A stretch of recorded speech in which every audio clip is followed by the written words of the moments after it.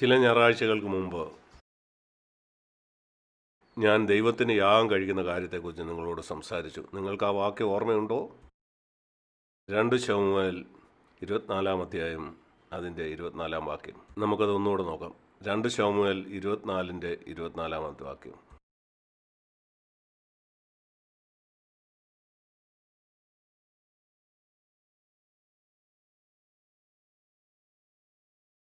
അവിടെ ദാവീദ് അരപ്നോട് ഇപ്രകാരം പറഞ്ഞു. അവൻ ആ യാഗം അർപ്പിക്കുന്ന സമയത്ത് യാഗത്തിന് വേണ്ടിയതെല്ലാം സൗജന്യമായി അവനോട് അരപ്ന വാഗ്ദാനം ചെയ്തപ്പോൾ ദാവീദ് പറഞ്ഞില്ല. അവൻ പറഞ്ഞു, എനിക്കൊന്നും ചെലവില്ലാതെ ഞാൻ എൻ്റെ ദൈവമായ യഹോവയ്ക്ക് ഹോമയാഗം കഴിക്കുകയില്ല. അങ്ങനെയാണ് യേശു കാൽവറിയിൽ തന്നെ ബലി അർപ്പിച്ചത്. ഇതേ പ്രമാണം തന്നെയാണ് അതും. എനിക്കൊന്നും ചെലവില്ലാതെ ഞാൻ എൻ്റെ പിതാവിന് യാഗം അർപ്പിക്കുകയില്ല. അതുതന്നെയാണ് അബ്രഹാം ഇസ്ഹാക്കിനെ യാഗം കഴിച്ചപ്പോഴും ചെയ്തത്. 10,000 ആടുകളെ അവന് യാഗം കഴിക്കാമായിരുന്നു. എന്നാൽ അവൻ്റെയും പ്രമാണം ഇതായിരുന്നു, എനിക്കൊന്നും ചെലവില്ലാതെ ഞാൻ എൻ്റെ ദൈവമായ കർത്താവിന് യാഗം കഴിക്കുകയില്ല. ഈ വർഷങ്ങളിലെല്ലാം ദൈവത്തിൻ്റെ യഥാർത്ഥ ദാസന്മാർ ദൈവത്തിനു വേണ്ടി പ്രയോജനപ്പെട്ടത് ഈ പ്രമാണം അനുസരിച്ചുകൊണ്ടാണ്. വില കുറഞ്ഞ ഒരു കാര്യം, ഞാൻ എൻ്റെ ദൈവമായ യഹോവയ്ക്ക് യാഗം കഴിക്കുകയില്ല. അതെനിക്ക് ചിലവില്ലാത്തതാണ്. അത് എന്തെങ്കിലും ചിലവുള്ളതായിരിക്കണം, അല്ലെങ്കിൽ എനിക്ക് കർത്താവിൻ്റെ ആത്മാവില്ല. നീ വിലയില്ലാത്തതാണ് കർത്താവിന് കൊടുക്കുന്നെങ്കിൽ ക്രിസ്തുവിൻ്റെ ആത്മാവ് നിന്നിലില്ല. ഈ ലോകം ചലിക്കുന്നതിൻ്റെ പിന്നിലുള്ള തത്വം ത്യാഗത്തിൻ്റെ ഒരു തത്വമാണ്. യേശുക്രിസ്തു ഇപ്രകാരം പറഞ്ഞല്ലോ, ഒരു ഗോതമ്പ് മണി നിലത്ത് വീണ് ചാകുന്നില്ലെങ്കിൽ ഒരു ഫലവും ഉണ്ടാവില്ല. നിങ്ങൾക്കറിയാമോ, നമ്മൾ കഴിക്കുന്ന എല്ലാ ഭക്ഷണവും ചത്ത മണികളിൽ നിന്നുണ്ടായി വരുന്നതാണ്. അത് ഗോതമ്പോ അരിയോ എന്തു തന്നെ ആയിരുന്നാലും ഒരു വിത്ത് വീണ് മരിക്കണം അതിന്. അത് ഫലമുണ്ടാകുന്ന ഒരു വൃക്ഷമോ മറ്റെന്തെങ്കിലും ആകട്ടെ, അത് ഭൂമിയിൽ കുഴിച്ചിടുമ്പം ചില കാര്യങ്ങൾ അവിടെ മരിക്കുന്നുണ്ട്. അത് മരിക്കുമ്പോഴാണ് ഒരു പുതിയ കാര്യം ഉണ്ടാകുന്നത്. അതാണ് മരണത്തിൻ്റെയും പുനരുദ്ധാനത്തിൻ്റെയും തത്വം. അത് ഈ സൃഷ്ടി മുഴുവനും നമുക്ക് കാണാം. നിങ്ങൾക്കൊരു പക്ഷേ അറിയില്ലായിരിക്കാം നമ്മൾ കഴിക്കുന്ന ആ ഭക്ഷണം. അതുകൊണ്ട് ഈ ത്യാഗത്തിൻ്റെ തത്വമാണ് ഈ ഭൂമിയെ മുഴുവനും ചലിപ്പിച്ചുകൊണ്ടിരിക്കുന്നത്. അതുപോലെ കാൽവറി ക്രൂശ് നമ്മൾ കാണുന്നതും അതുപോലെ തന്നെയാണ്. ഈ ത്യാഗത്തിൻ്റെ തത്വത്തിലൂടെയാണ് അവൻ ഈ അഖിലാണ്ടത്തെ ചലിപ്പിച്ചുകൊണ്ടിരിക്കുന്നത്. ഇത് മനസ്സിലാക്കുന്നവർ അവനോടുള്ള കൂട്ടായ്മയിലേക്ക് വരും. നിങ്ങൾക്ക് സന്തോഷമുള്ളൊരു കുടുംബം വേണമെങ്കിൽ നീ നിലത്ത് വീണ് ചാകണം. ഭർത്താവ് നിലത്ത് വീണ് ചത്ത ഒരു കുടുംബം നിങ്ങളെന്നെ കാണിച്ചു തരൂ. നിലത്ത് വീണ് മരിച്ച ഒരു ഭാര്യയെ, ആ ഭവനമായിരിക്കും ഈ ഭൂമിയിലുള്ള സ്വർഗത്തോട് ഏറ്റവും അടുത്ത് നിൽക്കുന്നത്. എങ്കിലും അനേക ക്രിസ്ത്യാനികളും ഇത് മനസ്സിലാക്കിയിട്ടില്ല. അവർ ചിന്തിക്കുന്നു, ഇതേ ഒരു കുടുംബ പ്രാർത്ഥന, ബൈബിള് വായിക്കുക, പ്രാർത്ഥിക്കുക, അത്രേ ഉള്ളൂ. അല്ല, എവിടെ ഒരു മാതാവോ പിതാവോ നിലത്ത് വീണ് ചാകുമോ, കുഞ്ഞുങ്ങളും ആ തത്വം ഉൾക്കൊള്ളും. അവരും വളർന്നു വരുമ്പം നിലത്ത് വീണ് ചാകാൻ പഠിക്കും, സ്വന്തം ഇഷ്ടപ്രകാരം, സ്വന്തം തീരുമാനപ്രകാരം. അതുകൊണ്ട് സഭയുടെ പണിയുടെ ഏറ്റവും പ്രധാനപ്പെട്ട തത്വങ്ങളിലൊന്നാണ് ത്യാഗം എന്ന് പറയുന്നത്. ഈ തത്വം അനുസരിച്ചാണ് ദൈവം പ്രപഞ്ചത്തെ ചലിപ്പിക്കുന്നത്. ഇന്ന് ഞാൻ പറയാൻ ആഗ്രഹിക്കുന്ന മറ്റൊരു തത്വത്തെ പറ്റിയാണ്. ഞാൻ അതിനെ ഇങ്ങനെ പറയും, അനുസരണത്തിൻ്റെ ഒരു തത്വം. ദൈവം ഈ പ്രപഞ്ചത്തെ നയിക്കുന്ന മറ്റൊരു പ്രമാണമാണ് അധികാരങ്ങൾക്ക് കീഴ്പ്പെട്ടിരിക്കുക എന്നുള്ളത്. നാം വായിക്കുന്നു, യേശു തൻ്റെ പിതാവിന് കീഴ്പ്പെട്ടിരുന്നുവെന്ന്. ഞാൻ എൻ്റെ ഇഷ്ടം ചെയ്യുന്നില്ല എന്ന് യേശു നിരന്തരം പറഞ്ഞുകൊണ്ടിരുന്നു. ഈ ലോകത്തിൽ എപ്പോഴെങ്കിലും ജീവിച്ചിരുന്ന ഏറ്റവും സന്തുഷ്ടനായ മനുഷ്യൻ യേശുക്രിസ്തുവായിരുന്നു. അത് പണമല്ല. യേശു ഒരു ധനികനായിരുന്നില്ല. ബർത്തലോമിയായെ പോലെ വഴിയരികിൽ ഭിക്ഷ യാചിക്കുന്ന ഒരു യാചകനല്ലായിരുന്നു അവൻ. പണത്തിനായിട്ട് അവൻ ആരെയും ആശ്രയിച്ചില്ല. അവൻ ഭക്ഷണത്തിനായിട്ട് ഭിക്ഷ യാചിച്ചില്ല. അവൻ ജോലി ചെയ്ത് തൻ്റെ ജീവിത സന്ധാരണം നടത്തി. എന്നാൽ അവൻ പൂർണ്ണമായിട്ടും തൻ്റെ പിതാവിൻ്റെ അധികാരത്തിന് കീഴ്പ്പെട്ടിരുന്നു. അവൻ്റെ ജീവിതത്തിൻ്റെ രഹസ്യത്തെപ്പറ്റി നാം വായിക്കുന്നു. യോഹന്നാൻ 6:38 വാക്യം. അനുസരണത്തിൻ്റെ പ്രമാണം. ത്യാഗത്തോടൊപ്പം ഇതും നിങ്ങൾ മനസ്സിലാക്കുന്നുണ്ടെങ്കിൽ, ഞാൻ നിങ്ങളോട് പറഞ്ഞത് ത്യാഗമാണ് ഒരു തത്വം, അടുത്തത് അനുസരണത്തിൻ്റെ പ്രമാണമാണ്. തൻ്റെ സ്വർഗീയ പിതാവിൻ്റെ അധികാരമായിരുന്നു യേശുവിൻ്റെ മേലുണ്ടായിരുന്നു. യോഹന്നാൻ 6:38 അവൻ പറഞ്ഞത് അതാണ്. ഞാൻ ഒരിക്കലും എൻ്റെ ഇഷ്ടം ചെയ്യുകയില്ല, അതാണ് അധികാരത്തിന് കീഴ്പ്പെടുക എന്ന് പറഞ്ഞ. എന്നാൽ എന്നെ അയച്ചവൻ്റെ ഇഷ്ടം ഞാൻ ചെയ്യും. അനേകരും അധികാരത്തിന് കീഴ്പ്പെടുന്ന അവർക്ക് സൗകര്യമുള്ളപ്പോഴാണ്. അതല്ല അനുസരണം.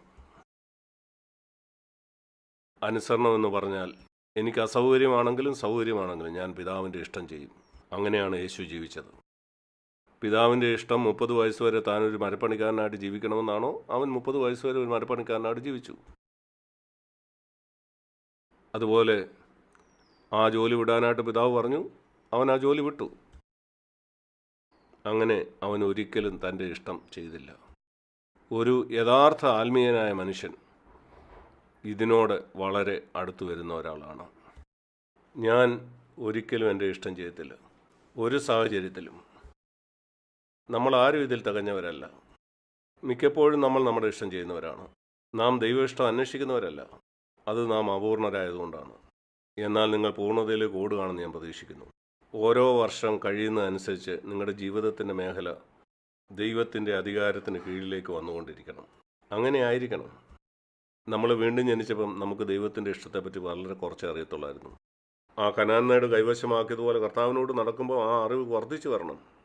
അങ്ങനെ ആ കനാൻ നാട് മുഴുവനും ദൈവത്തിൻ്റെ അധികാരത്തിനുള്ളിലേക്ക് വരണം. എൻ്റെ ജീവിതം മുഴുവനായിട്ട് കുറച്ചായിട്ട് ദൈവത്തിൻ്റെ അധികാരത്തിലേക്ക് വരണം. ഒരു ദിവസം കൊണ്ട് അവർ കനാൻ നാട് സ്വന്തമാക്കിയില്ല. നീയും ഒരു ദിവസം കൊണ്ട് നിന്റെ ജീവിതത്തെ മുഴുവനും ദൈവത്തിൻ്റെ അധികാരത്തിലേക്ക് കൊണ്ടുവരികയില്ല. എന്നാൽ നീ അതിന്മേൽ പ്രവർത്തിക്കുന്നെങ്കിൽ, നിങ്ങൾ മടിയനായിട്ട് ആ എരിഹോവിൽ തന്നെ ഇരിക്കുകയാണെങ്കിൽ, നാം എരിഹോ പിടിച്ചടക്കിയല്ലോ എന്ന് പറഞ്ഞ് അവിടെ ഇരുന്നാൽ നമ്മൾ ഒരിക്കലും ഒന്നും കൂടുതൽ പിടിക്കുകയില്ല.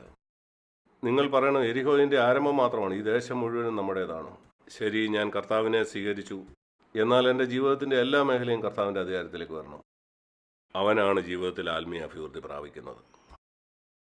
എല്ലാ മേഖലയിലും കർത്താവ് എൻ്റെ ഇഷ്ടമല്ല അവിടുത്തെ ഇഷ്ടം ചെയ്യണമെന്ന് പറയാം. എന്നാൽ അനേക ആളുകളും ഭയപ്പെടുകയാണ്, എല്ലാ കാര്യത്തിലും ഞാൻ ദൈവത്തിൻ്റെ ഇഷ്ടം ചെയ്യണോ?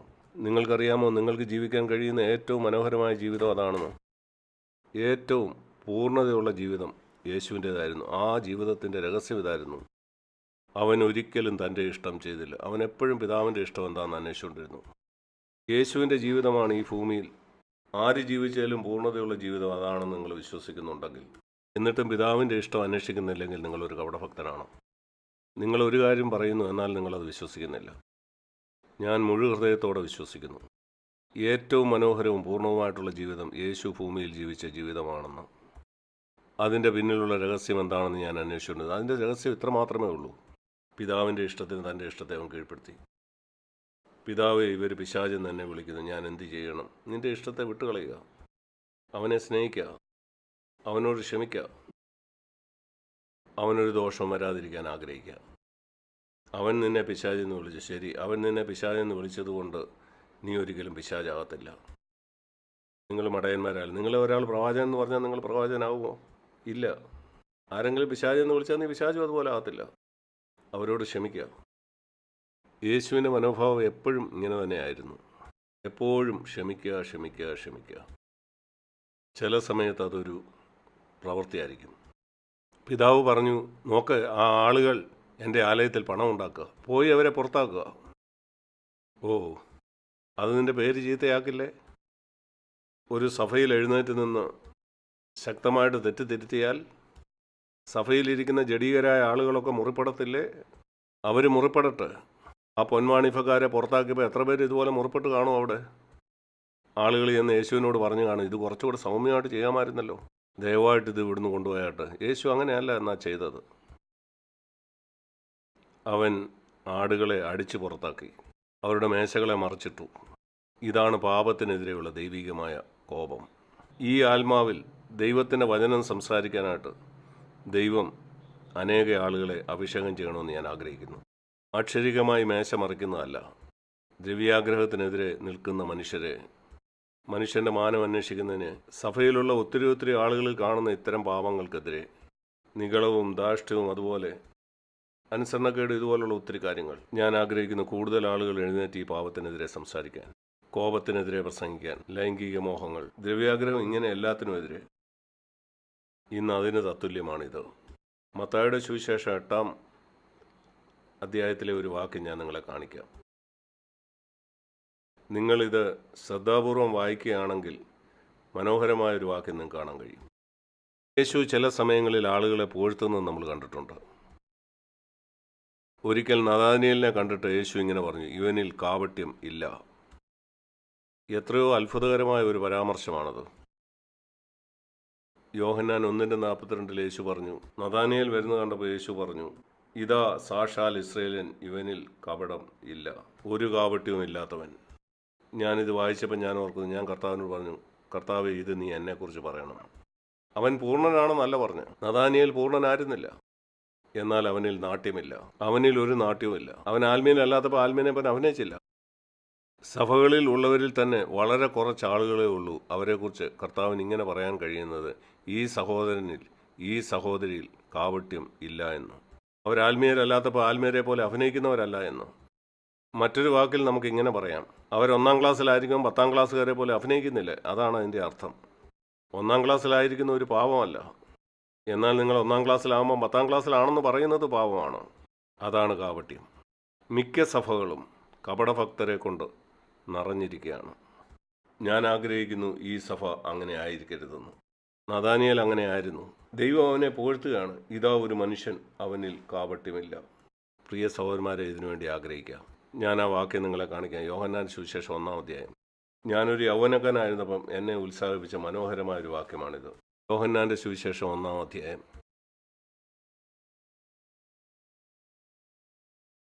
47-ാമത്തെ വാക്യം.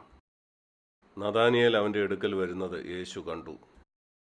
ഇതാ സാക്ഷാൽ ഇസ്രായേലൻ, ഇവനിൽ കപടമില്ല എന്ന് യേശു പറഞ്ഞു. അത്ഭുതകരമായ പ്രസ്താവന. എൻ്റെ പ്രിയ സഹോദരി സഹോദരന്മാരെ, നിങ്ങളെക്കുറിച്ച് യേശു ഇത് പറയാനായിട്ട് നിങ്ങൾ തീവ്രമായിട്ടും ആഗ്രഹിക്കണം. നിങ്ങൾ പൂർണ്ണനെന്നല്ല, നിങ്ങൾ 1-ാം ക്ലാസ്സിലായിരിക്കുമോ 1-ാം ക്ലാസ്സിലാണെന്ന് നിങ്ങൾക്ക് പറയാൻ കഴിയണം. നിങ്ങൾ 2-ാം ക്ലാസ്സിലുള്ളവനായിട്ട് അഭിനയിക്കരുത്. അതാണ് കാപട്യം. നിങ്ങൾക്കറിയാമോ, പലപ്പോഴും ഞാൻ കുഞ്ഞുങ്ങളോട് ഇങ്ങനെ ചോദിക്കാറുണ്ട്, മോളെ അല്ലെങ്കിൽ മോനെ, നീ ഏത് ക്ലാസ്സിലാണ് പഠിക്കുന്നത്? ഞാൻ എൻ്റെ സാക്ഷ്യം പറയാം.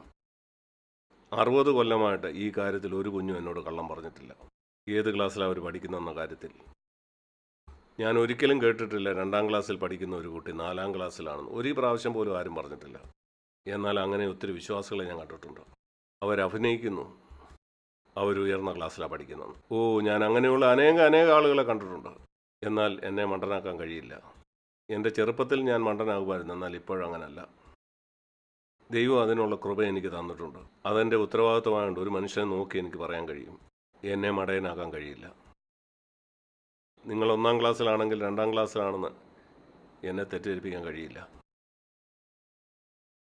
സഹോദരന്മാരെ, അഭിനയിക്കരുത്. നിങ്ങളായിരിക്കുന്ന നിലയിൽ ദൈവം നിങ്ങളെ സ്നേഹിക്കുന്നു. അഭിനയം നിങ്ങളുടെ ജീവിതത്തിൽ എത്ര കുറവാണോ അത്ര പെട്ടെന്ന് നിങ്ങൾ ആത്മീയമായിട്ട് വളരും. നിങ്ങൾ ആത്മീയനാണെന്ന് എത്ര അഭിനയിക്കുമോ, പ്രത്യേകിച്ച് ഉയർന്ന നിലവാരം പ്രസംഗിക്കുന്ന ഇതുപോലെയുള്ള ഒരു സഭയിൽ എത്ര വലിയ ആസക്തി എന്ന് തന്നെയാണ് ഞാൻ പറയുന്നത്. നിങ്ങൾക്ക് കൂടുതൽ അറിയാമെന്ന് അഭിനയിക്കാനുള്ള ആസക്തി. നീ യഥാർത്ഥത്തിലായിരിക്കുന്നതിനേക്കാൾ കൂടുതൽ ആത്മീയനാണെന്ന് കാണിക്കാൻ, നിന്റെ കുടുംബജീവിതം യഥാർത്ഥത്തിലുള്ളതിനേക്കാൾ നല്ലതാണെന്ന് കാണിക്കാൻ. അത് നീ അംഗീകരിക്കുന്നതുകൊണ്ട് ഒരു കുഴപ്പമില്ല. നിങ്ങളുടെ പാവം പരസ്യമായിട്ട് പറയണമെന്നല്ല, അത് തെറ്റാണ്. ഞാൻ പറയുന്നത് ഇത്രയേ ഉള്ളൂ, അഭിനയിക്കരുത്. അതിൽ നിന്ന് രക്ഷപ്പെടുക. ഇത് അംഗീകരിക്കുക, ഞാൻ ആദാമിൻ്റെ സന്തതിയാണ്, എന്നിൽ കാപട്യം മറ്റുള്ളവരിലെ പോലെ തന്നെ ഉണ്ട്. ഒരു പർവ്വതം പോലെയുള്ള കാപട്യവുമായിട്ടാണ് നാം തുടങ്ങിയത്. അത് നമ്മൾ വിട്ടുകളഞ്ഞുകൊണ്ടിരിക്കണം. അങ്ങനെ കാപട്യം ഒട്ടുമില്ലാത്ത ഇടത്തേക്ക് നിങ്ങൾ വരണം. അതായിരിക്കണം നിങ്ങളുടെ ലക്ഷ്യം. ശരി, ഇതാണ് ഒരു കാര്യം.